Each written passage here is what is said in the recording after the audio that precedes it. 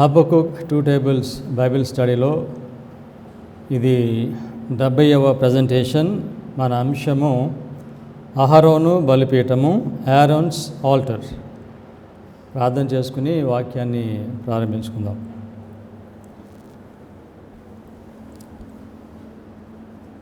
ప్రేమ కలిగిన మా పరలోకపు తండ్రి, మీ వాక్యాన్ని మీరు మాకు అనుగ్రహించారు.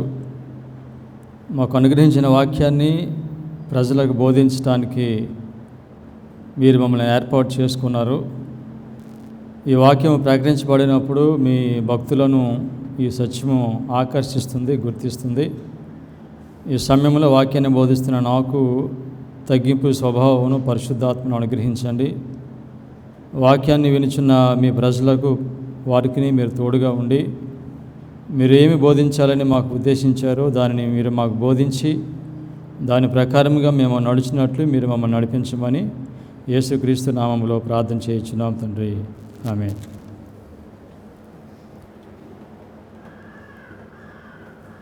ఇశ్రాయేలీలను దేవుడు ఐగుప్తు దేశం నుండి విడిపించడానికి దేవుడు ఆయన మహాశక్తిని వారికి కనపరిచాడు.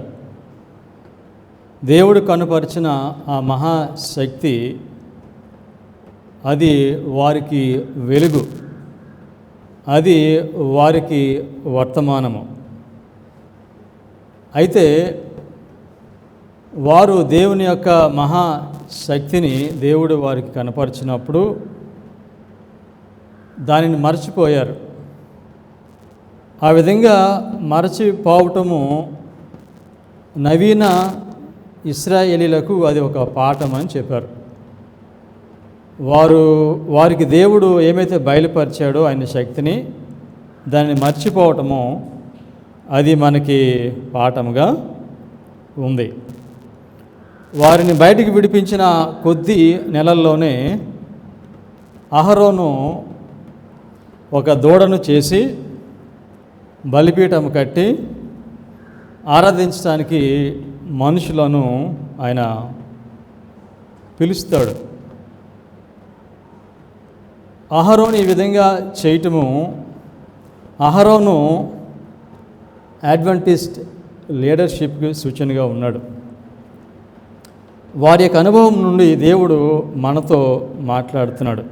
ఎందుచేత అహరోను దేవుని యొక్క మహాశక్తిని చూచి కొద్ది రోజుల్లోనే దానిని మర్చిపోయి దూడను చేసి బలిపీఠం కట్టి ఆరాధన చేశాడు.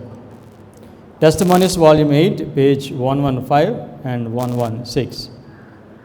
Upon us is shining the accumulated light of past ages. The record of Israel's forgetfulness has been preserved for our enlightenment. ఇశ్రాయేలీలు వారు మర్చిపోయారు, దానిని మన కొరకు జాగ్రత్తగా దేవుడు పొందుపరిచి ఉంచాడు. In this age, God has set his hand to gather unto himself a people from every nation, kindred and tongue. In the Advent movement, he has wrought for his heritage, even as he wrought for the Israelites in leading them from Egypt. In the great disappointment of 1844, the faith of his people was tested, as was that of the Hebrews at the Red Sea.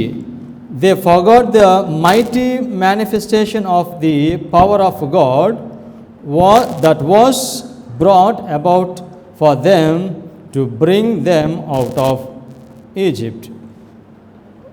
అహరోను ఆయన యొక్క ప్రజలు దేవుడు చేసిన mighty manifestation of God's power, ఆయన కనుపరిచిన మహాశక్తిని వారు మర్చిపోయారు. దీని గురించి మాట్లాడుతూ మిస్సెస్ ఇంకొకరిని దీనికి జాయిన్ చేశారు. ఎవరు వాళ్ళు? 1844 అడ్వెంటిస్ట్. సో వీరికి కూడా పురాతన ఇశ్రాయేలీలను దేవుడు బయటికి తీసుకొచ్చినప్పుడు ఏ విధంగా ఆయన మహాశక్తిని చూపించాడో అదేవిధంగా ఈ లోకంలో ఉన్న ప్రజలను దేవుని సంఘమును ఏర్పాటు చేసుకున్నప్పుడు వారు కూడా అదేవిధంగా దేవుడు ఆయన శక్తిని బయలుపరిచాడు. అయితే ఇశ్రాయేలీలు ఏ విధంగా అయితే ఎర్ర సముద్రం దగ్గర వారు పరీక్షించబడ్డప్పుడు వారు విఫలమయ్యారో, అదేవిధంగా 1844 తరువాత దేవుని ప్రజలకు దేవుడు కనుపరిచిన ఆ శక్తిని వారు వారు కూడా వారి యొక్క విధేయతను వారు చూపించారు అని దీని ద్వారా తెలియచేస్తున్నారు. ఇశ్రాయేలీలు దేవుడు కనపరిచిన మహాశక్తిని మర్చిపోయినప్పుడు ఏం జరిగింది? కొద్ది నెలల్లోనే అహరోను ఆయన యొక్క ప్రజలు వారు మర్చిపోయారు ఆ శక్తిని. ఆ విధంగా మర్చిపోయినప్పుడు ఏం జరిగిందో నిర్గమకాండము 32వ అధ్యాయము మొదటి 4 వాక్యాలు చదువుదాం. నిర్గమకాండము 32వ అధ్యాయము మొదటి 4 వాక్యాలు. మోషే కొండ దిగకుండా తడువు చేయుట ప్రజలు చూచినప్పుడు ఆ ప్రజలు అహరోను వద్దకు కూడి వచ్చి, లెమ్ము, మా ముందర నడుచుటకు ఒక దేవతను మా కొరకు చేయుము. ఐగుప్తులో నుండి మమ్మను రప్పించిన ఆ మోషే అనువాడు ఏమాయనో మాకు తెలియదని అతనితో చెప్పిరి. అందుకు అహరోను, మీ భార్యలకు, మీ కుమారులకు, మీ కుమార్తెలకు చెవులనున్న బంగారు పోగులను తీసి నా యొద్దకు తెండని వారితో చెప్పగా, ప్రజలందరూ తమ చెవులనున్న బంగారు పోగులను తీసి అహరోను వద్దకు తెచ్చిరి. అతడు వారి యొద్ద వాటిని తీసుకుని పొగరుతో రూపమును ఏర్పరిచి దానిని పోసిన దూడగా చేసెను. అప్పుడు వారు, ఓ ఇశ్రాయేలు, ఐగుప్తు దేశంలో నుండి నిన్ను రప్పించిన నీ దేవుడు ఇదే అనిది. మోషే కొండపైన ఉన్నాడు. కొండ కింద ఉన్న ప్రజలు మా ముందర నడవటానికి ఒక దేవతను చేయమని వారు అడిగారు. అప్పుడు అహరోను, బంగారము తీసుకురండి, నేను చేస్తానన్నాడు.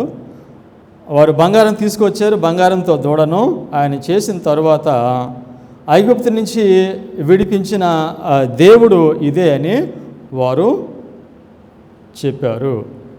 ఎందుచేత అహరోను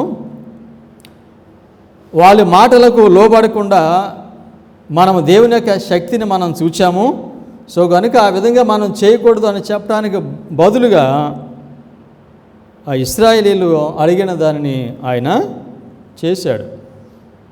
బంగారం తీసుకుని దూడని చేశాడు. ఎందుకు చేశాడు ఆయన? కారణం ఏమిటి? ఐగుప్తు దేశంలో అహరోను ఉన్నాడు ఆయన ప్రజలు నడిపించడానికి. అయితే దేవుడు మోషేకు 40 సంవత్సరములు తర్బీదునిచ్చి ఆయన ఐగుప్తు దేశంలో పంపించాడని నేను అనుకున్నాను. ఎందుకు అక్కడ అహరోను ఉండగా మోషేని పంపించవలసి వచ్చింది అని అంటే, అహరోను ఉన్న బలహీనత ఏమిటంటే అతను సత్యం కొరకు స్థిరంగా నిలబడలేడు. అందుచేత అహరోను మంచివాడే, భయభక్తులు కలిగిన వాడే, కానీ సవాలు వచ్చినప్పుడు ఆయన సత్యం కొరకు నిలబడలేడు. అందుచేతనే అహరోను అక్కడ ఉన్నప్పటికీ కూడా దేవుడు మోషేకి తర్బీదు ఇచ్చి ఆయన తీసుకుని వచ్చాడు. ఎందుచేత అహరోను వారు ఆ విధంగా అడిగినప్పుడు ఆయన సత్యం కొరకు నిలబడకుండా ఉన్నాడు. మిసెస్ వైట్ మనకు చెప్తున్నారు. Patriots and profits, page 317. Aaron feared for his own safety, and instead of nobly standing up for the honor of God, he yielded to the demands of the multitude. His first act was to direct that the golden earrings to be collected from all the people and brought to him, hoping that pride would lead them to refuse such a sacrifice. But they willingly yielded up their ornaments, and from these he made a molten calf in imitation of the gods of Egypt, and Aaron basely permitted his insult to Jehovah. So మొదటి లైన్లో చెప్పారు, Aaron feared for his own safety. ఆయన ప్రాణం కొరకు భయపడ్డాడు. దీని ఇంకొక మాట ఏమని చెప్తా ఉంటే సెల్ఫ్ ప్రిజర్వేషన్, తన్ను తాను కాపాడుకోవటం, స్వార్థం. ఆయన అన్నాడు, మీ చెవులకున్న ఈ బంగారం తీసుకుని రమ్మంటే వాళ్ళు దాన్ని తీసుకుని రారు అనుకున్నాడు. కానీ వాళ్ళు దాన్ని తీసుకొని వచ్చారు.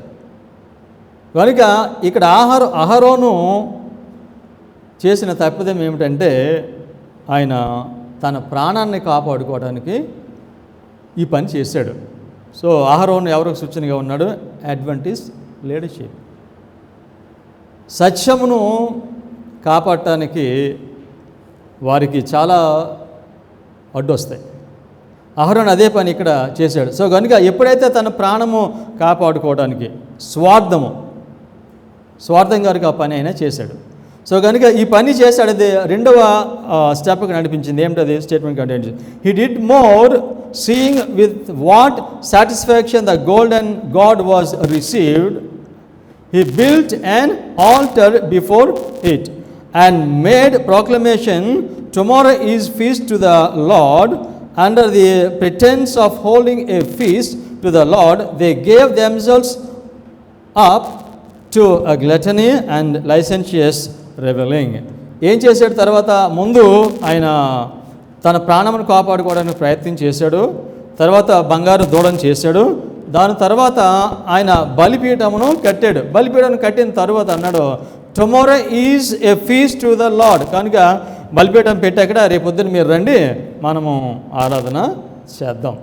సో ఈ స్టోరీ అంతా దేనికి సూచనగా ఉందంటే, ఈ లోకం యొక్క అంతంలో ఆదివారం చట్టము వచ్చినప్పుడు ఏం జరుగుతుందో ఇది మనకి తెలియచేస్తుంది. అహరోను ఆ దూడను చేశాడు. ఆ దూడ ఇమేజ్ టు ద బీస్ట్ సూచనగా ఉంది. ఆ బలిపీఠం దేనికి సూచన? క్రీస్తుకి సూచన. అనగా ఫాల్స్ వర్షిప్. అహరోను ఆయన అబద్ధపు ఆరాధన పెట్టాడు. సో అబద్ధపు ఆరాధన ఆయన ప్రారంభించడానికి ఆయనకి నిజమైన ఆరాధన ఏంటో తెలీదా? తెలుసు ఆయనకి. కానీ ఆ విధంగా చేయడానికి కారణం ఏంటంటే ఆయన భయపడ్డాడు. ఆయన సెల్ఫ్ ప్రిజర్వేషన్. సో కనుక దేవుని సత్యము కన్నా దేవుని కన్నా కూడా ప్రజలకి ఏమి ప్రాముఖ్యం అవుతుందంటే సెల్ఫ్. వారు జీవితము స్వార్థము అది ప్రాముఖ్యము వారికి అవుతుంది. నిర్గమకాండము 32:5-6 అహరోను అది చూచి దాని ఎదుట ఒక బలిపీఠము కట్టించెను. మరియు అహరోను రేపు యెహోవాకు పండుగ జరుగునని చాటింపగా మరునాడు వారు ఉదయమున లేచి దహన బలులను సమాధాన బలులను అర్పించిరి. అప్పుడు జనులు తినుటకును త్రాగుటకును కూర్చుండి ఆడుటకు లేచిరి. బలిపీఠము కట్టడం జరిగింది. రేపు వర్షిప్ జరుగుతుంది రండి అని చెప్పాడు. ఏం వర్షిప్ అది? Sunday worship. రేపు ఆదివారం ఆరాధన జరుగుతుంది, రండి. దేవుడు కనపరిచిన ఆ మహాశక్తిని ఆయన ప్రజలు మర్చిపోయినప్పుడు వారు ఏం చేస్తాడనంటే వారు అబద్ధపు క్రీస్తును ఆరాధన చేస్తారు. అబద్ధపు ఆరాధన ఈ చివరిలో ఏమిటి అంటే సండే వర్షిప్.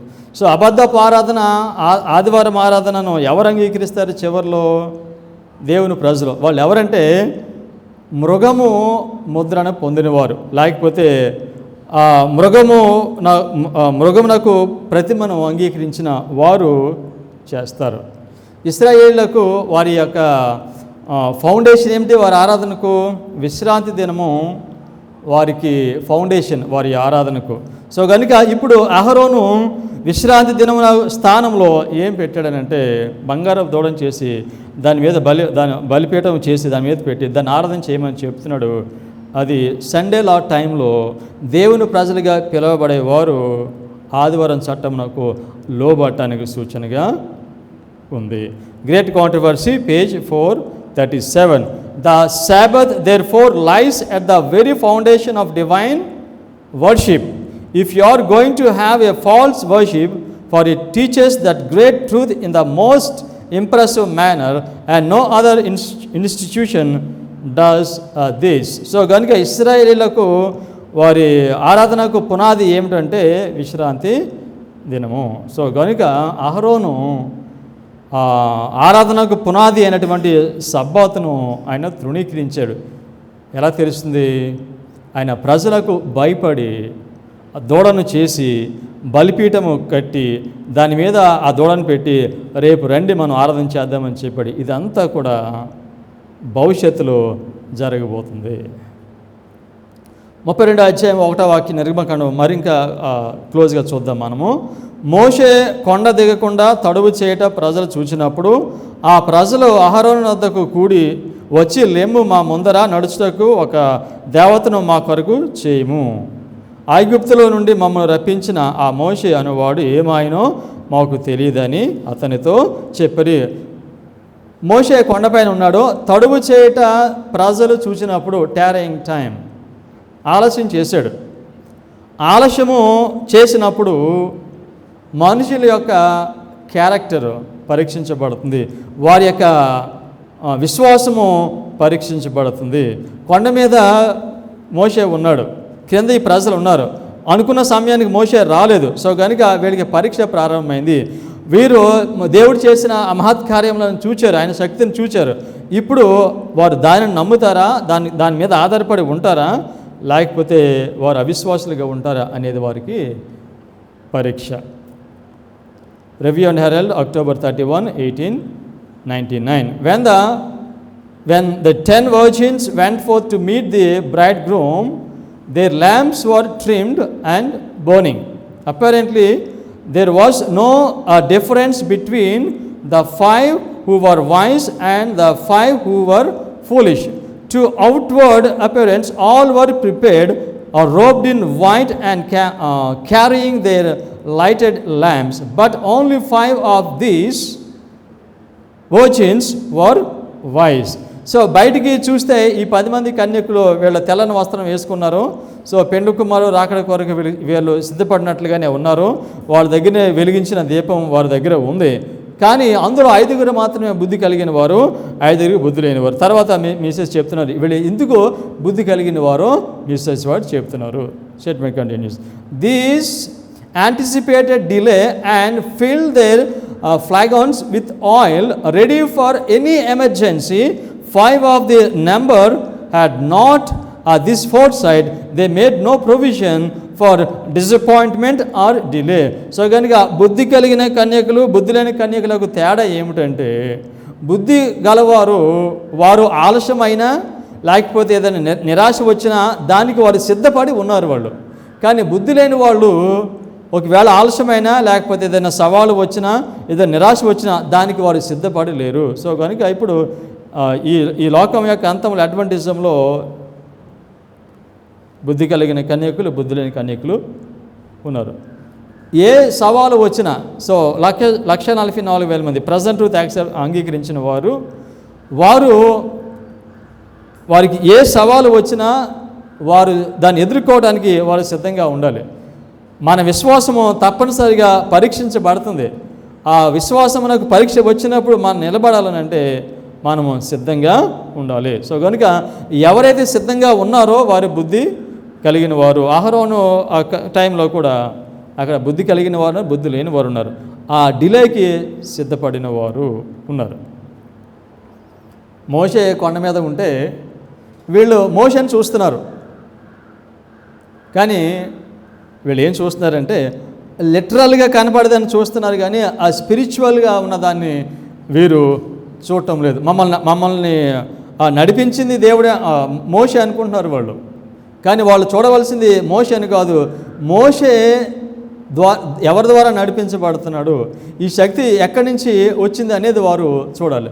కేవలం వాళ్ళు లిటరల్ థింగ్స్నే చూస్తున్నారు. అంటే వాళ్ళకి ఆ స్పిరిచువల్ థింగ్స్ని చూసే ఎబిలిటీ వారికి లేదు. ఇది ఇశ్రాయేలీల యొక్క ప్రారంభము. ఈ ప్రారంభంలో ఏ విధంగా అయితే వాళ్ళు లిటరల్ దాన్ని చూస్తున్నారో, స్పిరిచువల్ థింగ్స్ చూడలేదు, అదేవిధంగా వారి చివరిలో కూడా వారు లిటరల్గా ఉన్నదాన్ని చూస్తారు, కానీ స్పిరిచువల్గా ఉన్నదాన్ని వాళ్ళు చూడలేరు. యోహాను సువార్త 6వ అధ్యాయము 58, 60, 66. యేసుక్రీస్తు వారు ఈ అధ్యాయంలో చెప్తారు, నా శరీరము తిని నా రక్తం త్రాగువాడే నిత్య జీవం కలవాడని చెప్తే ఈ వాక్యాలు చెప్తున్నారు. దీని గురించి చదువుదాం మనం. సో యోహాను సువార్త 6వ అధ్యాయం 58, 60, 66. ఇదే పరలోకం నుండి దిగి వచ్చిన ఆహారము, పితరులు మన్నాను తినియు చనిపోయినట్లు కాదు, ఈ ఆహారము తినవాడు ఎల్లప్పుడూ జీవించునని నిశ్చయంగా మీతో చెప్పుచున్నాను. 60 ఆయన శిష్యులలో అనేకులు ఈ మాట విని ఇది కఠినమైన మాట, ఇది ఎవడు వినగలడని చెప్పుకొనిరి. 66వ వాక్యం.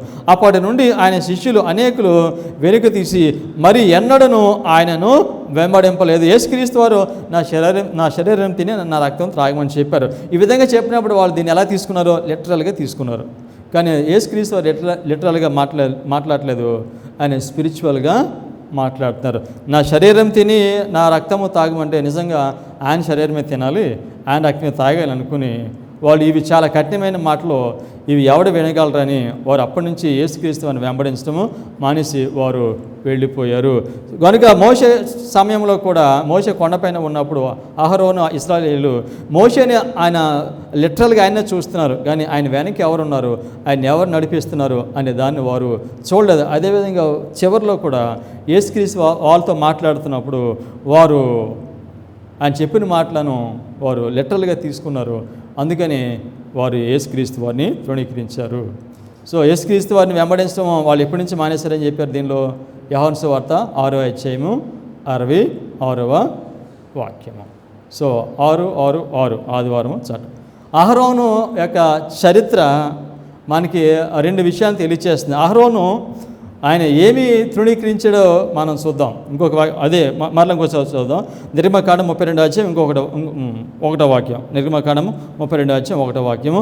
మోషే కొండ దేకుండా తడువు చేయట ప్రజలు చూసినప్పుడు ఆ ప్రజలు అహరోను వద్దకు కూడి వచ్చి, లెమ్ము, మా ముందర నడుచుటకు ఒక దేవతను మా కొరకు చేయము. ఏమడుగుతున్నారు వీళ్ళు? మా ముందర నడవటానికి మాకు ఒక దేవతను చేయము. వారి ముందర ఎవరు నడుస్తున్నాడు? వారిని ఎవరు నడిపిస్తున్నాడు? దేవుడు నడిపిస్తున్నాడు. కానీ ఇప్పుడు వీళ్ళేమంటారంటే మా ముందర నడవటానికి ఒక దేవతను మా కొరకు చేయము అంటే వీళ్ళు ఏమి మర్చిపోయారు? అంతకుముందు దేవుడు ఆయన యొక్క మహాశక్తిని దేవుడు వారికి చూపించాడు. ఆ శక్తిని వారు మర్చిపోయారు. దేవుడు అద్భుతములు చేసి ఆయన మహాశక్తిని చూపించారు. అది వారికి పాఠము, లేకపోతే అది వారికి వెలుగు, అది వారికి సత్యము. అనగా అహరోను ఆయన ప్రజలు వారు దేనిని తృణీకరించారనంటే వారు అర్ధరాత్రి కేకను తృణీకరించారు. ప్రతి ఆ రిఫార్మ్ మూమెంట్లో అర్ధరాత్రి కేక ఉంటుంది. దిద్దుబాటు జరిగే ప్రతి కాలంలో కూడా ఏముంటుంది? మిడ్ నైట్ క్రై ఉంటుంది. ఇశ్రాయేలీలకు అర్ధరాత్రి కేక ఏమిటనంటే ఐగుప్తు దేశంలో దేవుడు చేసిన 10 మహత్కార్యములు, ఆయన యొక్క శక్తిని ఆయన కనుపరిచాడు. నోవాహు కాలంలో ఆ దిద్దుబాటు సమయంలో వారికి అర్ధరాత్రి కేక ఏమిటి? Mid night cry. జంతువులు అన్నీ కూడా రెండుగా అవి ఓడలోనికి వెళ్తున్నాయి. జంతువులన్నీ రెండుగా ఓడలోకి ఎలా వెళ్తాయి? అక్కడ ఏమి శక్తి ఉంది? అక్కడ దేవుని యొక్క మహాశక్తిని దేవుడు చూపిస్తున్నాడు. నోవాహు కాలం ఉన్న ప్రజలకి అది అర్ధరాత్రి కేక. వారు దానిని తృణీకరించారు. ఏలియా కాలంలో కర్మేలు పర్వతం పైనుండి అగ్ని దిగివచ్చి ఏలియా యొక్క దహన బలిని అది దహించి వేస్తుంది. ఈ విధంగా పైనుండి అగ్ని వచ్చి ఆ బలిని దహించి వేయటము, ఇది ఆ కాలంలో ప్రజలకు అది దేవుని యొక్క మహాశక్తిని కనుపరచడము. అర్ధరాత్రి కేక అంటే దేవుని యొక్క శక్తిని ఆయన ప్రజలకు చూపించటము. అహరోను ఆయన ప్రజలు ఆయన శక్తిని చూచారు, కానీ కొద్ది నెలల్లోనే దానిని వారు మర్చిపోయారు. కనుక దానిని మర్చిపోతే వచ్చే ప్రమాదం ఏంటి? దాన్ని మర్చిపోవటం వలన సెల్ఫ్ ప్రిజర్వేషన్, మర్చిపోవటం వలన బంగారపు దూడను చేయడం జరిగింది, మర్చిపోవటం వలన బలిపీఠం కట్టడం జరిగింది, మర్చిపోవటం వలన ఆరాధన చేద్దాం రండని పిలవటము జరిగింది. సో కనుక అడ్వెంటిస్ట్ వారికి ఆయన యొక్క శక్తిని బయలుపరిచాడు. ఇప్పుడది మిల్లరైట్ మూవ్మెంట్, మిడ్ నైట్ క్రై. మనం వెనుకున్న చార్ట్ అది మిడ్ నైట్ క్రై. దానిని 1844 తర్వాత 1844 అక్టోబర్ 22 వారి విశ్వాసమునకు పరీక్ష. దేవుడు ఏ విధంగా నడిపించాడో అనే దానికి 1844 అక్టోబర్ 22న పరీక్ష. సో అక్కడ బుద్ధి లేని కన్యకులు వెనక్కి వెళ్ళిపోయారు, బుద్ధి కలిగిన వారు మాత్రమే అక్కడ ఉన్నారు. ఇంకా మనం ముందుకు వెళ్ళాలంటే 1863లో ఈ చాటుకి బదులు ఇంకొక చార్ట్ తయారు చేశాడు. 1843 చార్ట్కి బదులుగా 1863 చార్ట్. 1863 చార్ట్ అది దేనికి సూచనగా ఉందంటే rejection of midnight cry, అర్ధరాత్రి కేక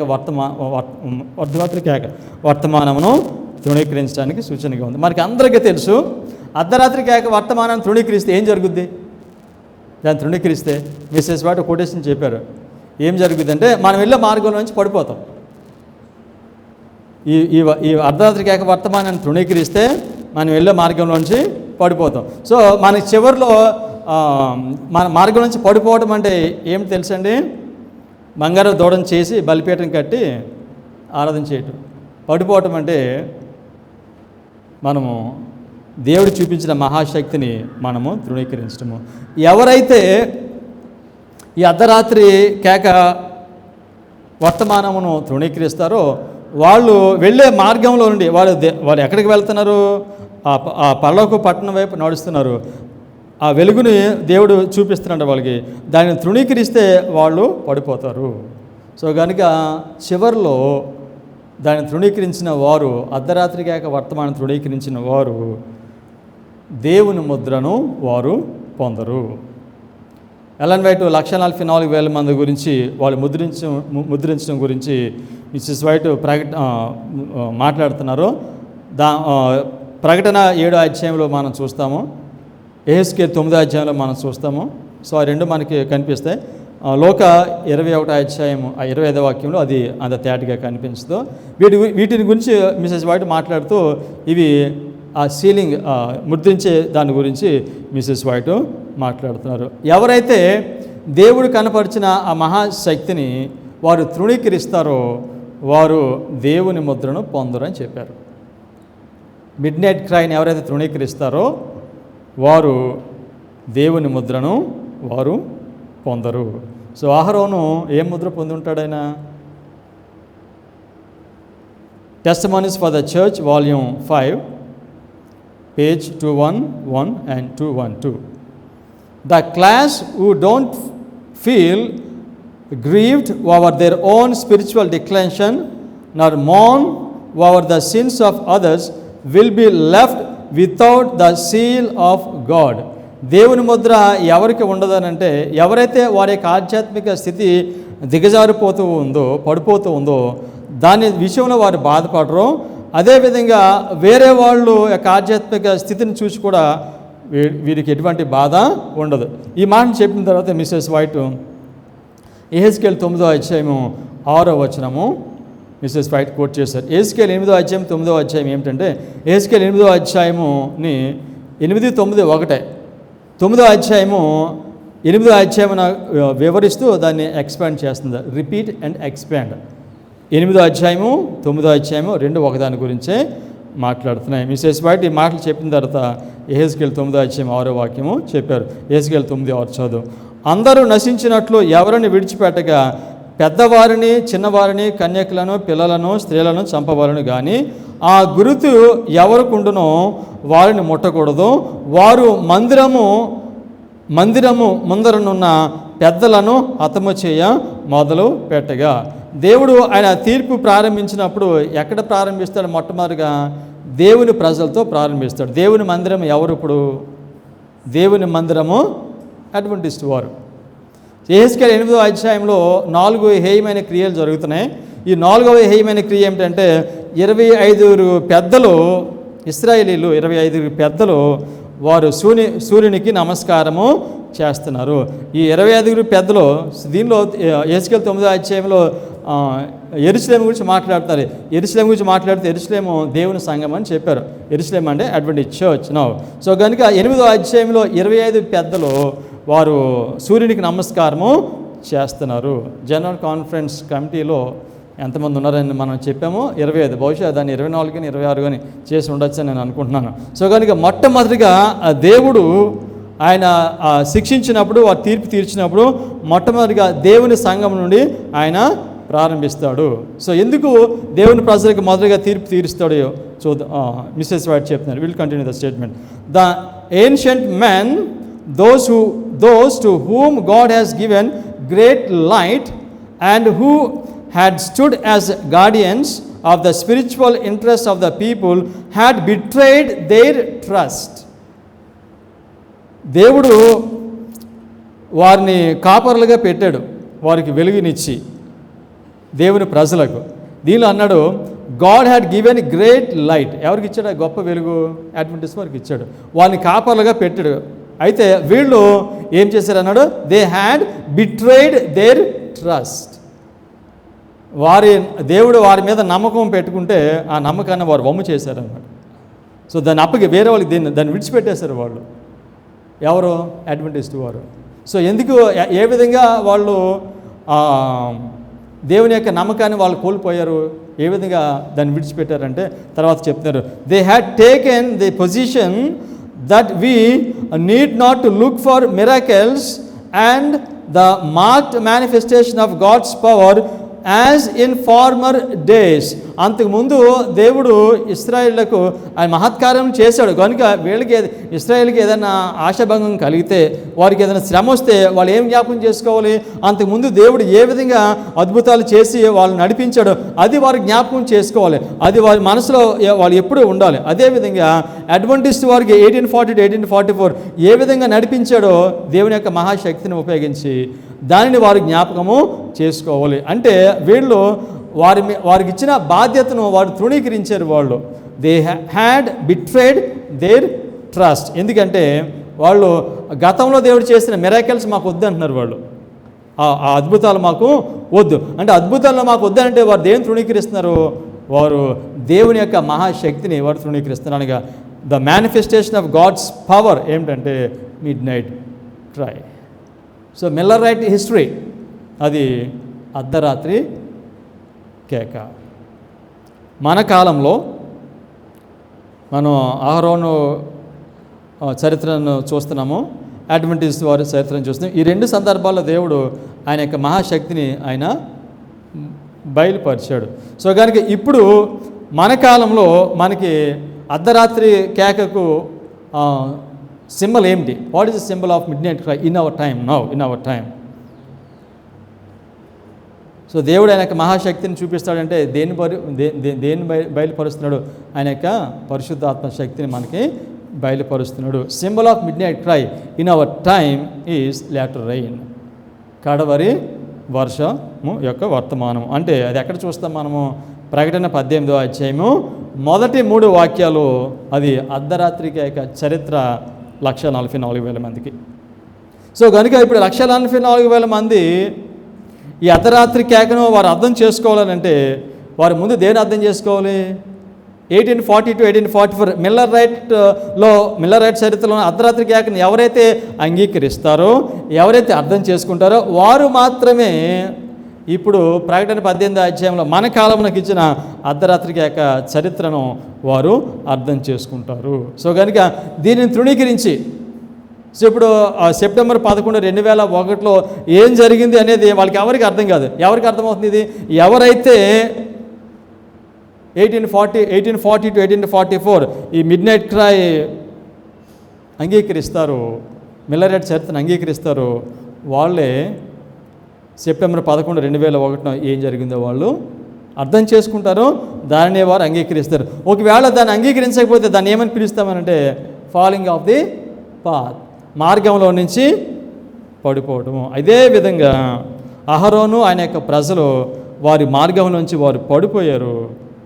ఇప్పుడు ఈ చివరిలో దేవుని ప్రజలైనటువంటి అడ్వెంటిస్ట్ వారు కూడా అర్ధరాత్రి కేకను కనుక వారు అంగీకరించకపోతే వారు పరలోకం వైపు వెళ్తున్నారో వాళ్ళు పడిపోతారు. Statement continuous.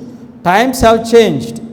These words strengthen there unbelief and they say the Lord will not do good, neither will he do evil. He is too merciful to visit his people in judgment. Thus peace and safety is the cry from men who will never again lift up their voice like a trumpet to show God's people their transgression and the house of Jacob their sins. The abominations for which the faithful ones were sighing and crying were all that could be discerned by infinite eyes, but by far the worst sins, those which provoked the jealousy of the pure and holy God, were unrevealed. So దీని message పాటు ఏం చెప్తారంటే times have change, కాలం మారిపోయిందంట. So ఇప్పుడు దేవుని వెలుగు పొందిన దేవుని ప్రజలు వారు మంచి చేసినా చెడు చేసినా దేవుడు దానికి ఆయనే తీర్పు తీర్చడం కనుక వారు ఏం మెసేజ్ చెప్తారంటే పీస్ అండ్ సేఫ్టీ మెసేజ్ చెప్తున్నారు ఉన్నవాళ్ళు. సో మనుషుల యొక్క తప్పిదములను వారు చూపించడం లేదు. అయితే అడ్వెంటిస్ట్ వారి యొక్క పరిస్థితి ఏ విధంగా దీనిలో చెప్తున్నారు, by far the worst sins. So అడ్వెంటిజంలో మనం చూస్తే మనకి కంటికి కనిపించేవి చూస్తున్నాం, కంటికి కనిపించేవి ఉన్నాయి, ఇన్ఫినిట్ ఐజ్ మన మా నేత్రంతో చూస్తే కొన్నే కనిపిస్తాయి, కానీ ఇన్ఫినిట్ ఐ చూస్తే తెలుస్తుంది కండిషను ఏ విధంగా ఉందో. పీస్ అండ్ సేఫ్టీ మెసేజ్ బోధిస్తున్నారు. సో హెచ్చరిక వర్తమానం బోధిస్తే అది అంగీకారం లేదు మనుషులకి. సో కనుక పీస్ అండ్ సేఫ్టీ మెసేజ్ కావాలి. సో మనం ఎలా ఉన్నా కూడా దేవుడు దాని గురించి శిక్షించడు అనే దాని గురించి మాట్లాడుతున్నారు. అయితే వర్స్ట్ సిన్స్ అని చెప్పారు మిస్సెస్ వైట్. అడ్వెంటిజంలో వర్స్ట్ సిన్స్ ఉన్నాయంట, హేయమైన పాపం ఉందని చెప్పారు. అది కనిపించదు సరిగ్గా చూడకపోతే. అందులో కొంచెం చెప్తాను. కింగ్ జేమ్స్ బైబిల్ మాత్రమే వాడాలి మనం అడ్వెంటిస్ట్ వారు, కానీ ఏం బైబిల్స్ వాడుతున్నాం తెలుసండి, మనం Roman Catholic versions of Bibles వాడుతున్నాం. సో ఇది వాడుతున్నప్పుడు అది దీనిలో పొరపాటు ఉందని కనిపిస్తుందండి. రోమన్ క్యాథలిక్ ప్యాప్సీ గురించి లోకమునకు బయలుపరచడానికి తెలియచేయటం కొరకు అడ్వెంటిస్ట్ వారిని లేపారు. సో మన గురించి మాట్లాడితే మిసెస్ వైట్ అంటారు, వీఆర్ పెక్యులియర్ పీపుల్ మనం. అయితే ఈ పెక్యులియర్ పీపుల్ ఏం చేస్తున్నారో తెలుసండి, పోపుకి 2 సార్లు వారు గోల్డ్ మెడల్ ఇచ్చారు. Seventh Adventist of general conference of seventh Adventist వారు పోపుకి 2 సార్లు ఏమి ఇచ్చారండి, గోల్డ్ మెడల్. మే 18, 1977 పోప్ పై 6 గోల్డ్ మెడల్ ఇచ్చారు. దేనిగా తెలుసా, expression of our close relationship, మీతో మాకు దగ్గర సంబంధం, మంచి సంబంధం ఉందని తెలియచేయడం వరకు గోల్డ్ మెడల్ ఇచ్చారు. ఏ డేట్ అది, మీరు you go and check in net. May 18, 1977 ఇచ్చిన ఆ వ్యక్తి పేరు ఏమిటంటే డాక్టర్ బర్ట్ బెవర్లీ బీచ్. ఆయన secretary at the Northern Europe West Africa Division. So ఈయన ఎందుకెళ్ళి ఇచ్చాడు గోల్డ్ మెడల్ పోపుకి అని అంటే, అతను వరల్డ్ కన్ఫెషనల్ ఫ్యామిలీస్లో ఈయన పార్టిసిపెంట్, ఒక మెంబర్ అయిన. ఎందుకో వరల్డ్ కన్ఫెషనల్ ఫ్యామిలీస్లో ఈయన మెంబర్ అయ్యాడనంటే మీకు వచ్చింది తెలుసా, మనం అఫిలియేషన్ తీసుకున్నాము ఎక్కడి నుండి, వరల్డ్ కౌన్సిల్ ఆఫ్ చర్చెస్లో మనం కూడా భాగమయ్యాం. World Council of Churches. మనం ఎలా ఉండమని దేవుడు కోరాడు, మళ్ళీ మన పెక్యులర్గా ఉండాలి, మనం వేరుగా ఉండాలి మనం. అయితే మనం క్యాథలిక్స్తో మనము కలుస్తున్నాము. ఎక్యుమెనికల్ మూమెంట్, దానిలో మనం సభ్యత్వం ఉంది మనకి, మనం దానిలో జాయిన్ అయ్యాము. ఎక్యుమెనికల్ మూమెంట్ అంటే అర్థం ఏమిటంటే, క్రైస్తవ సంఘాలన్నీ కూడా వారికి ఉన్న విశ్వాసం మీద, అనగా అందరూ ఏమైతే నమ్ముతున్నారో కామన్ బిలీఫ్స్ మీద మనం అందరం కూడా ఐక్యంగా ఉండాలి, యూనిటీగా మనం ఉండాలి అనే ఈ మూమెంట్లో మనము కూడా సభ్యులము, మన సంఘం కూడా దానిలో ఉంది. అందుచేత పోపుకి 2 సార్లు గోల్డ్ మెడల్ ఇవ్వటము జరిగింది. ఇది కనిపించింది మనుషులకి. మన సంఘమునకు వచ్చిన సభ్యులను మనం నిలబెట్టుకోవాలనంటే మనము హిప్నోసిస్ హిప్నోటైజ్ చేయాలి మనుషుల్ని, వచ్చిన వారిని మన మంత్రముగ్ధులు చేయాలి, అది నేర్చుకోవాలని చెప్పారు.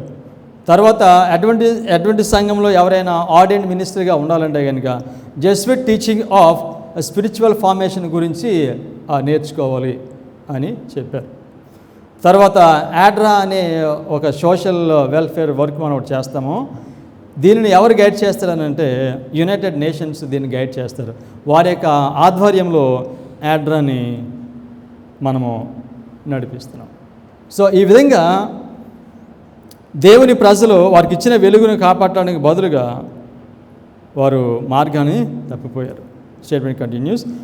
Those who have been regarded as worthy and righteous prove to be ringleaders in apostasy and examples in indifference and in the abuse of God's mercies. Ring leaders ఎవరండి దీనిలో? ఇవన్నీ ఇందాక చెప్పిన వాటిలో ఇవన్నీ చేయడంలో ఎవరు రింగ్ లీడర్స్? వాళ్ళు ఓది అండ్ రైచెస్. ఎవరైతే ఓది అనుకుంటున్నామో, ఎవరైతే రైచెస్ అనుకుంటున్నామో ఈ అడ్వెంటిజంలో prove to be ringleaders in apostasy. భ్రష్టత్వాలను నడిపించడంలో సో నీతిమంతులుగా కనిపించేవారు, ఘనమైన వారుగా కనిపించేవారు ఈ ప్రజలను సంఘమును భ్రష్టతను నడిపించడంలో వారు రింగ్ లీడర్స్గా ప్రాముఖ్యమైన వారుగా వారు ఉన్నారు. Next, their wicked courts he will tolerate no longer and in his wrath he leads with them, he deals with them without mercy. It is with reluctance that the Lord withdraws his presence from those who have been blessed with great light and who have felt the power of the word in ministering to others. Mrs వాడి ఏం చెప్తున్నారు? ఎవరికైతే అధిక వెలుగునిచ్చాడు Adventist వారి నుండి దేవుడు ఆయన యొక్క ప్రసన్నతను తొలగిస్తాడు. పరిశుద్ధాత్మ వారితో పని చేయడని ఈ మాటలు ఇక్కడ మిసెస్ వాడు చెప్తున్నారు. స్టేట్మెంట్ కానీ they were once his faithful servants, favored with his presence and guidance, but they departed from him and led others into error, and therefore are brought under the divine displeasure. They departed from him and led others into error. So వాళ్ళు ఆ మార్గాన్ని తప్పిపోయి ఏం చేస్తున్నారు? అనేక మందిని ఆ మార్గాన్ని తప్పిస్తున్నారు. ఏ విధంగా మన మార్గాన్ని తప్పిపోయాము? అడ్వెంటిస్ట్ వారు ఏ విధంగా మార్గాన్ని తప్పిపోయి అనేక మందిని ఆ తప్పు మార్గం నడిపిస్తున్నారు? ఇది అర్థం కావాలంటే ఎక్కడికి వెళ్ళాలంటే అహరోను కథ దగ్గరికి వెళ్ళాలి. ఏ విధంగా అహరోను తప్పిపోయాడు? ఆయన ప్రజలు ఏ విధంగా ఆయన తప్పు మార్గంలో వాళ్ళు నడిచారు? మిరాకిల్స్. దేవుడు ఆయన మహాశక్తిని ఆయన చూపించాడు అద్భుతాలు చేసి, వాటిని వారు మర్చిపోయారు. అదేవిధంగా అడ్వెంటిజంలో దేవుని ప్రజలను ఆ సరైన మార్గం నడిపించిన ఈ ప్రజలు వారిని తప్పుదారి పట్టించడానికి కారణం ఏంటంటే they departed from the manifestation of God's power. That is midnight cry, that is Millerite history. దాని నుండి దేవుని ప్రజలు వారు తొలగిపోయారు. అహరోను ఆయన ఏం చేశాడు? దేవుడు చేసిన మహాశక్తిని ఆయన మర్చిపోయినప్పుడు ఆయన బంగారు దూడం చేసి బలిపీఠం కట్టి ఆరాధనకు వాళ్ళని ఆహ్వానించాడు. అంటే అహరోను మిడ్ నైట్ క్రైని ఆయన తృణీకరించారు. సో మన టైంలో మనకి అర్ధరాత్రి కేక ఏమిటి? Manifestation of God's power. అది ఎప్పుడు వచ్చింది మనకి? 2001. 2001లో సెప్టెంబర్ 11న ఏం ప్రారంభమైంది? బ్రతుకున్న నీతిమంతులకు తీర్పు ప్రారంభమైంది. 144,000 మంది ముద్రించడము ప్రారంభమైంది. కడవరి వర్షము ప్రారంభమైంది. ఈ మాటలు చెప్పామనుకోండి, ప్రజలు అడ్వెంటిజంలో ఉన్న ప్రజలు దీన్ని ఏం చేస్తారు? వారు తృణీకరిస్తారు. ఎందుచేతనగా they departed from the manifestation of God's power. Midnight cry is the manifestation of God's power. So కనుక ఆ మిల్లరైట్ హిస్టరీ మనం అర్థం చేసుకుంటే, దాన్ని అంగీకరిస్తే, దేవుడు ఏ విధంగా నడిపించాడో, మనకి ఏం బోధించాడో దానిని మనం నమ్మితే అప్పుడు మనము 2001లో ఏం జరుగుతుందో మనకి అర్థమవుతుంది. కనుక ఇప్పుడు అడ్వెంటిజంలో ఈ బోధించామనుకోండి, వారు దాన్ని అంగీకరించరు. కారణం ఏంటంటే వారు మిడ్ నైట్ క్రైని వారు తృణీకరించారు. సో కనుక ఇప్పుడు మిడ్ నైట్ క్రై ఈ అర్ధరాత్రి కేకను తృణీకరిస్తే దేవుని యొక్క మహాశక్తి, దేవుడు ఆయన శక్తిని కనుపరిచాడు, దాన్ని తృణీకరిస్తే ఇప్పుడు వచ్చే సమస్య ఏంటి తెలుసండి? వచ్చే సమస్య ఏమిటంటే ఆయన అంటున్నాడు, మీ యొద్ద నుండి దీపస్తంభమును తీసేస్తాను. అర్ధరాత్రి కేక వర్తమానాన్ని తృణీకరిస్తే, 2001లో వచ్చిన పరిశుద్ధాత్మ వర్తమానాన్ని తృణీకరిస్తే దేవుడు ఏం తీసేస్తాడంట? దీపస్తంభమును దాని నుండి తీసేస్తాను. దీపస్తంభం అంటే ఏమిటి? చర్చ్ని తీసేస్తాను.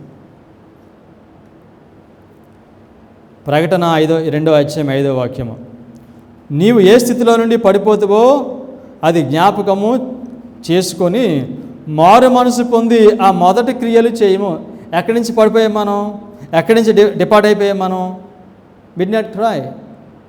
అడ్వెంటిజంలో మిడ్ నైట్ క్రై ఏంటి తెలియదండి. 25-20 ఆ మిడ్ నైట్ క్రైలో భాగమైన విషయం తెలియదు. డైలీ దానిలో భాగమైన విషయం తెలియదు. ఇస్లాం దానిలో భాగమైన విషయం వారికి తెలియదండి, మిడ్ నైట్ క్రై. సో ఇక్కడ ఏమన్నాడు? మొదటి క్రియలు చేయము. మళ్ళీ మీ వెనక్కి రండి, కమ్ బ్యాక్. ఆ విధంగా చేయకపోతే ఏమన్నాడు? నీవు ఏ స్థితిలో నుండి పడిపోతావో అది జ్ఞాపకము చేసుకొని మారు మనసు పొంది ఆ మొదటి క్రియలు చేయము. అట్లు చేసి నీవు మారు మనసు పొందితేనే సరి, లేని ఎడల నేను నీ యొద్దకు వచ్చి నీ దీపస్తంభమును దాని చోట నుండి తీసివేతును. సో కనుక చర్చే ఉండదండి. ఇప్పుడు పిలువబడుతున్న ఈ చర్చ్ ఒక మూవ్మెంట్గా మారిపోతుంది. సో ఇక చర్చ్ ఉండదు, ఎస్టాబ్లిష్ చర్చ్ లేదు, మూవ్మెంట్గా మారిపోతుంది. నువ్వు మారు మనసు పొందితే తప్ప, లేకపోతే నేను దీపస్తంభాన్ని తీసేస్తాను. Review and Harold December 23, 1890. The true witness declares, I know thy works, repent and do the first works.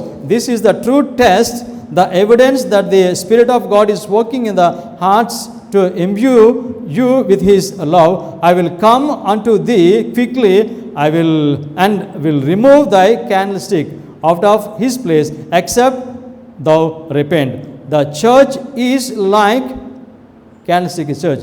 The church is like the unproductive tree which, receiving the dew and rain and sunshine, should have produced an abundance of fruit, but on which the divine search discovers nothing but leaves. దీన్ని ఏమని చెప్పారంటే, మీరు మొదటి క్రియలు చేయండి, మీరు మొదటి క్రియలు చేయకపోతే కనుక నేను ఆ దీపస్తంభమును తీసేస్తాను, ఆ చర్చిని మీ దగ్గర నుండి తీసేస్తాను. అయితే ఈ చర్చ్కి దేవుడు ఏమి ఇచ్చాడని చెప్పాడు? ఆ డ్యూ, ఆ రెయిన్, సన్షైన్, మంచు వర్షము వెలుగు ఇచ్చాడు.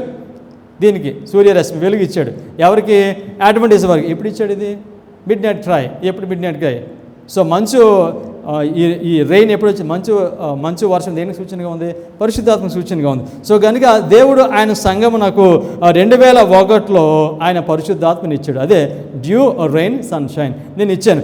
అయితే మీరు కాయలు కాస్తున్నారా? లేదంట. సో కనుక కడవర వర్షం వచ్చిందండి. అయితే దానికి ఏమి లేవు? ఫలాలు లేవు, కాయలు లేవు. ఏమున్నాయి? ఆకులు మాత్రమే ఉన్నాయి. అడ్వెంటిజంకు మన కాలంలో మిడ్ నైట్ ప్రారంభమైంది. సో కనుక మనం ఫలించాలి. ఫలించకుండా కాయలు లేవు, ఫలాలు లేవు, ఆకులు మాత్రమే ఉన్నాయి. Statement continuous. Solemn thought for our churches, solemn indeed for every individual. Marvelous is the patience and forbearance of God, but except thou repent, it will be exhausted. The churches, our institutions, will go from weakness to weakness, from cold formality to deadness, while they are saying, I am rich and increased with goods and have need of nothing. The true witness says, and thou wast not that thou no, sorry and thou wast not the and knowest not that thou art wretched and miserable and poor and blind and naked. Will they ever see clearly their condition? So దేవుడు అంటున్నాడు, నేను మీకు మంచుని ఇచ్చాను, వర్షాన్ని ఇచ్చాను, కానీ మీరు కాయలు కాయటం లేదు అని చెప్తూ ఉంటే వీళ్ళు ఏమన్నారంటే, మేము ధనవంతులము, ధన సమృద్ధి చేసుకొని ఉన్నాము, మాకు ఏమీ కూడా కుదువు లేదని చెప్తున్నారు. అంటే వీళ్ళు will they ever see clearly their condition? వారి యొక్క స్థితి ఏంటో వారు చూడగలరా? సో దేవుడు చెప్తున్న మాటకి విరుద్ధంగా వీరు చెప్తున్నారు. మీరు గుడ్డివారిగా ఉన్నారు, దిగంబరిగా ఉన్నారు అని చెప్తూ ఉంటే వీళ్ళు అంటున్నారు మాకు అన్నీ ఉన్నాయి, మాకేమీ కుదరలేదు అన్నారు. కనుక వీళ్ళు వారి యొక్క ఆధ్యాత్మిక స్థితిని నిజంగా వాళ్ళు చూస్తారా అని అడుగుతున్నారు. 1888లో మెసేజ్ వచ్చింది మనకి. ఏటీ జోన్స్, ఈజే వ్యాగ్నర్ ద్వారా మెసేజ్ ఇచ్చాడు దేవుడు. ఆ మెసేజ్ని మిసెస్ వైట్ 3వ వర్తమానం చెప్పారు. Loud cry of the third Angel అని చెప్పారు. దానికి ఇంకొక పేరు ఏమిటంటే జస్టిఫికేషన్ బై ఫెయిత్, విశ్వాసం ద్వారా నీతిమంతులుగా తీర్చబడే వర్తమానం. దానికి ఇంకొక పేరు లాటర్ రైన్, కడవరి వర్షం వర్తమానం. మిసెస్ వైట్ దానికి ఇంకొక పేరు పెట్టారు. ఆ పేరు ఏమిటంటే లౌడీషియన్ మెసేజ్, లౌదేక్య వర్తమానము అని దాన్ని పిలుస్తున్నారు. సో కనుక 1888లో వచ్చిన ఈ మెసేజ్కి లౌదేక్య వర్తమానం అని కూడా దీన్ని పిలుస్తున్నారు. ఈ లౌదేక్య వర్తమానము ప్రజెంట్ ట్రూత్ అవుతుంది. ఈ లౌదేక్య వర్తమానము దేవుని ప్రజలకు ఇది ప్రజెంట్ ట్రూత్ అవుతుంది. ఈ లౌదేక్య వర్తమానము దేవుని ప్రజలకు ఎప్పుడు ప్రజెంట్ ట్రూత్ అవుతుందని అంటే కడవరి వర్షము వచ్చినప్పుడు, అంటే 2001లో వచ్చిన వర్తమానము, లౌదేక్య వర్తమానము ఇప్పుడు ప్రజెంట్ ట్రూత్ ఫర్ అడ్వెంటిజం. అంటే 2001లో వచ్చిన వర్తమానము అడ్వెంటిస్ట్ సంఘమునకు అది present truth. Statement continues. There is to be in the churches a wonderful manifestation of the power of God, but it will not move upon those who have not humbled themselves before the Lord and opened the door of the heart by confession and repentance. In the manifestation of that power which lightens the earth with the glory of God. ఇది దేని గురించి మాట్లాడుతున్నారు ఇక్కడ? Manifestation of God's power. ఎక్కడ వచ్చింది ఇది? Lightens the earth with the glory of God. ఏ words మనం కోట్ చేయాలి ఇక్కడ దీన్ని? ఇప్పుడు ప్రకటన 18వ అధ్యాయము మొదటి 3 వాక్యాలు. In the manifestation of that power. So కనుక మన కాలంలో మిడ్ నైట్ క్రై, అర్ధరాత్రి కేక, దేవుని యొక్క మహాశక్తిని కనపరచడము ఆయన సెప్టెంబర్ 11, 2001లో ప్రారంభించారు. సో దీనిని మనం అంగీకరించాలంటే, ఇది మనకు అర్థం కావాలంటే ఫస్ట్ అడ్వెంటిజంలో ముందుగా ఏం జరిగిందో అక్కడికి మనం వెళ్తేనే కానీ దీనిని మనము అంగీకరించలేము. సో ఈ ప్రజల గురించి దేవుడు చెప్తున్నాడు. సో కనుక దేవుడు ఆయన యొక్క మహాశక్తిని ఈ సంఘమునకు బయలుపరుస్తున్నాడు, కానీ మనుషులు దానిని చూడటం లేదు. Statement continues. They will see only something which in their blindness they think dangerous, something which will arouse their fears and they will brace themselves to resist it. So ఈ వర్తమానం ఇచ్చినప్పుడు వీళ్ళు ఈ వర్తమానం బోధించట్లేదు, భయపడుతున్నారండి ఈ వర్తమానానికి. ఈ వర్తమానానికి ఏం చేస్తారు? వాళ్ళు భయపడుతున్నారు. భయపడి ఏం చేస్తారంటే దీన్ని రెసిస్ట్ చేస్తున్నారు. Because the Lord does not work according to their ideas and expectations, they will oppose the work. So ఎందుచేతనగా దేవుడు వారు అనుకున్న విధంగా దేవుడు వారితో మాట్లాడలేదు, వారు అనుకునే విధంగా దేవుడు వారు నడిపించట్లేదు. అందుచేత ఈ వర్తమానం వచ్చినప్పుడు 2001లో దానిని వారు తృణీకరిస్తున్నారు, దాన్ని వారు అపోజ్ చేస్తున్నారు. Why they say should not we know the spirit of God when we have been in the work so many years. మనకు చాలా కాలం నుంచి సేవ చేస్తున్నాం కదా, సో దేవుడు ఆత్మ మనల్ని నడిపించదా అని వీళ్ళు అనుకున్నారు. చాలా కాలం నుంచి పనిచేస్తాం. ఏమన్నారు? Because they did not respond to the warnings, the entreaties of the message of God, but persistently said, I am rich and increased with goods and have need of nothing. So కనుక ఎంతకాలం నుంచి నువ్వు దేవుని సేవకుడిగా ఉన్నావు అనేది దేవుడు పరిగణలోకి తీసుకోడు. ఆయన పంపించిన వర్తమానములను అంగీకరించకపోతే దేవుడు వారిని అంగీకరించడు. సో చాలా తలాంతులు ఉన్నాయి మాకు, సో కనుక మేము దేవుని చేత వాడబడతామంటే దేవుడు దాన్ని అంగీకరించు. తర్వాత అంటున్నారు చూడండి, talent, long experience will not make men channels of light. So ఎన్ని తలాంతులు ఉన్నా, ఎంత అనుభవం ఉన్నా వారి ద్వారా దేవుడు వెలుగును ఇవ్వడు. Okay, talent, long experience will not make men channels of light unless they place themselves under the bright beams of the sun of righteousness and are called and chosen and prepared by the endowment of the Holy Spirit. when men who handle sacred things will humble themselves under the mighty hand of God, the Lord will lift them up. So ఎవరైతే తమను తాము తగ్గించుకుంటారో అప్పుడు పరిశుద్ధాత్మ వాళ్ళ పనిచేస్తాడో అప్పుడు దేవుడు వాళ్ళని పైకి ఎత్తుతాడు. సో తలాంతో ఉన్నదాన్ని బట్టి కానీ లేకపోతే గొప్ప అనుభవం ఉన్నదాన్ని బట్టి దేవుడు వారిని తీసుకోడు.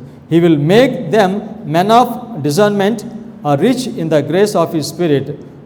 There strong selfish traits of character, their stubbornness will be seen in the light shining from the light of the world. I will come unto thee quickly, will remove thy candlestick out of his place, except thou repent. If you seek the Lord with all your heart, he will be found of you. So దేవుడు ఏం చెప్తున్నాడంటే, ఇచ్చిన వర్తమానము, అర్ధరాత్రి కేక వర్తమానము మీరు వినకపోతే, దాన్ని అంగీకరించకపోతే దీపస్తంభాన్ని దానిలోంచి నేను తీసేస్తాను. సో దీపస్తంభాన్ని తీసేయటం పూర్తిగా ఎప్పుడు జరుగుతుంది? ఆదివారం చట్టం వచ్చినప్పుడు జరుగుతుంది. దేవుడు 144,000 మందిని ఆయన ఎన్నుకుంటున్నాడు. అహరోను కాలంలో మనం అర్ధరాత్రి కేకను చూస్తున్నాము. అర్ధరాత్రి కేక అంటే దేవుని యొక్క శక్తిని ఆయన ప్రజలకు కనుపరచడము. అదేవిధంగా మిల్లర్ టైంలో కూడా దేవుడు ఆయన యొక్క శక్తిని ఆయన ప్రజలకు కనుపరచడం, అది మిడ్ నైట్ క్రై. ఇప్పుడు మన టైంలో ఆయన శక్తిని మనకి బయలుపరుస్తున్నారు. సో 3 స్టెప్స్ చూస్తున్నాము. ప్రసంగి 3:15 ముందు జరిగినదే ఇప్పుడును జరుగును, జరగబోనది పూర్వమందు జరిగినది, జరిగిపోయిన దానిని దేవుడు మరలా రప్పించుచున్నాడు. సో ఆరోన్స్ హిస్టరీ రిపీట్ అయింది అడ్వెంటిజంలో. So end of the world మళ్ళీ అది రిపీట్ అవుతుంది. Great Controversy, page 343. The work of God in the earth presents from age to age striking similarity in every great reformation or religious movement. The principles of God's dealing with men are ever the same. The important movements of the present have their parallels in those of the past, and the experience of the church in former ages has lessons of great value for our own time. So ఇప్పుడు ఏమైతే జరుగుతున్నాయో అవన్నీ కూడా ఏమని చెప్పారు? The important movements of the present have their parallels in those of the past. ఇప్పుడు ఏమి జరుగుతుందో దీని ప్యారలల్స్ ఎక్కడ ఉన్నాయన్నారో గతంలో జరిగిపోయిన చరిత్రలో ఈ ప్యారలల్స్ అన్నీ కూడా ఉన్నాయి. వాటిని చూచి ఇప్పుడు మనము పాఠము నేర్చుకోవాలి. సో అడ్వెంటిజం నాకు రిఫర్మేషన్ ప్రారంభమైంది. రిఫర్మేషన్ దేంతో ప్రారంభమవుద్ది? దేవుడు ఆయన యొక్క శక్తిని బయలుపరచడంతో ఆయన యొక్క రిఫర్మేషన్ ప్రారంభమవుతుంది. దీన్ని మనం మిడ్ నైట్ క్రై అని పిలుస్తాము. మన కాలంలో మిడ్ నైట్ హిస్టరీ మనకి 2001లో ప్రారంభమైంది. మిడ్ నైట్ క్రై ప్రారంభం కాక మునుపు దేవుడు ఆయన యొక్క మహాశక్తిని చూపించక ముందు సాతానుడు దేవుని కంటే ముందే ఆయన కౌంటర్ఫీట్ రిఫార్మేషన్ని ప్రారంభిస్తాడు. కౌంటర్ఫీట్ రిఫార్మేషన్ మూమెంట్ని ఆయన ప్రారంభిస్తాడు. ఇప్పుడు 2001లో జరుగుతున్న ఈ ఫైనల్ రిఫార్మేషన్ దీన్ని అబ్స్క్యూర్ చేయడం కొరకు దీనికి ముందే కౌంటర్ఫీట్ రిఫార్మేషన్ మూమెంట్ని అపవాది ప్రారంభిస్తాడు. Great Controversy, page 186. But Satan was not idle. He now attempted what he has attempted in every other reformatory movement, to deceive and destroy the people by palming off upon them a counterfeit in the place of true work. So కనుక దేవుడు ఆ నిజమైన పని చేస్తున్నారు. ఆ పని ప్రారంభించక మునిపే అపవాది ఆయన ఖాళీగా ఉన్నాడు. ఆయన అంతకుముందు ఏ విధంగా చేశాడు అదేవిధంగా మరలా కౌంటర్ఫీట్ రిఫర్మేషన్ ప్రారంభిస్తారు. ఆ కౌంటర్ఫీట్ రిఫర్మేషన్ వచ్చినప్పుడు ఏం జరుగుతుందంటే మనుషులు దాన్ని గుర్తించరు. Great Controversy, page 464. Before the final visitation of God's judgment upon the earth there will be among the people of the Lord such a revival of primitive godliness as has not been witnessed since apostolic times. అపోస్తల కాలం నుంచి కూడా ఇంతవరకు జరిగినంతటిని దిద్దుబాటును ఉద్యోగమును దేవుడు తేబోతున్నాడు. అయితే ఆ ఉద్యోగం రాక మునుపు సాతాను ఏం చేస్తాడు? The spirit and power of God will be poured out upon his children. the enemy of souls desires to hinder this work, and before the time of such a movement shall come, he will endeavor to prevent it by introducing a counterfeit. So కనుక 2001లో దేవుడు ఆయన final reformation ప్రారంభించక మునిపే, అంతకు ముందే అపవాది ఆయన యొక్క counterfeit రెఫర్మేషన్ని ప్రారంభించారు అడ్వెంటిజంలో. కనుక ఈ వర్తమానం వచ్చినప్పుడు వారు దీనిని గుర్తించలేరు, దీనిని వారు అంగీకరించలేరు. సో మన కాలంలో లేటర్ రైన్ అనేది అది చర్చ్ కాదు, లేటర్ రైన్ అనేది కడవరి వర్షం అనేది అది ఒక మూమెంట్. సో కనుక కౌంటర్ఫిట్ రివైవల్ ఆల్రెడీ సాధారణ ప్రవేశపెట్టాడు అడ్వెంటిజంలో. కనుక ట్రూ రివైవల్ వచ్చినప్పుడు వాళ్ళు దాన్ని అంగీకరించరు, వాళ్ళు కంఫర్టబుల్గా ఉంటారు.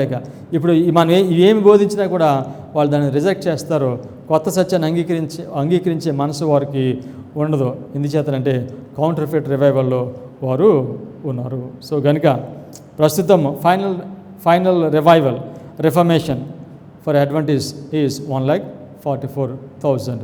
అది 2001లో ప్రారంభమైంది.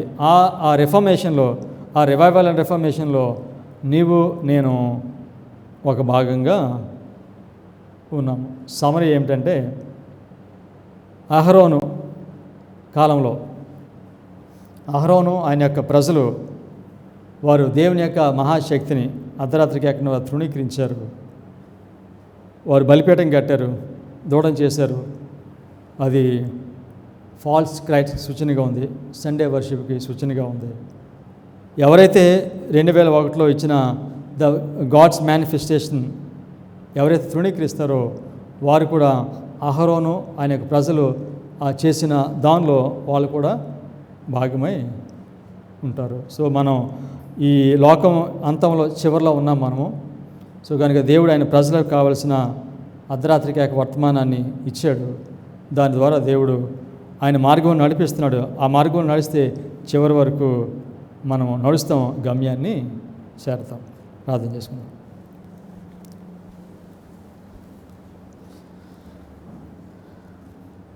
ప్రేమ కలిగిన తండ్రి, చరిత్రను మీరు మాకు గొప్ప పాఠంగా ఇచ్చారు. భవిష్యత్తులో ఏం జరుగుతుందో మేము తెలుసుకోవడానికి గతంలో ఏం జరిగిందో మేము చూడాలి తండ్రి. అహరోను బలిపీఠం ద్వారా అది దేవుని ప్రజలు ఏ విధంగా వారు మీరు ఇచ్చిన వర్తమానమును తృణీకరించి, మీ శక్తిని తృణీకరించి వారికి మార్గం నుంచి పడిపోతారో మీరు మాకు తెలియచేశారు మా ప్రభా. 144,000 మంది ఈ యొక్క మూమెంట్లో మీరు మమ్మల్ని పెట్టారు. ఇది గొప్ప ఆధిక్యత. మీరు మాకు ఇచ్చిన వెలుగు ప్రకారం మేము జీవించడానికి మాకు దేన మనసును అనుగ్రహించండి, పరిశుద్ధాత్మను అనుగ్రహించండి. ప్రతిరోజు మా దృష్టి మీ పైన మేము పెట్టి పరిపూర్ణంగా మీ మీద ఆధారపడి మేము జీవించినట్లుగా మాకు అందరికీ పరిశుద్ధాత్మ శక్తిని పరిపూర్ణంగా అనుగ్రహించమని మీ కుమారుడైన యేసుక్రీస్తు నామములో ప్రార్థన చేయించున్నాం తండ్రి. ఆమేన్.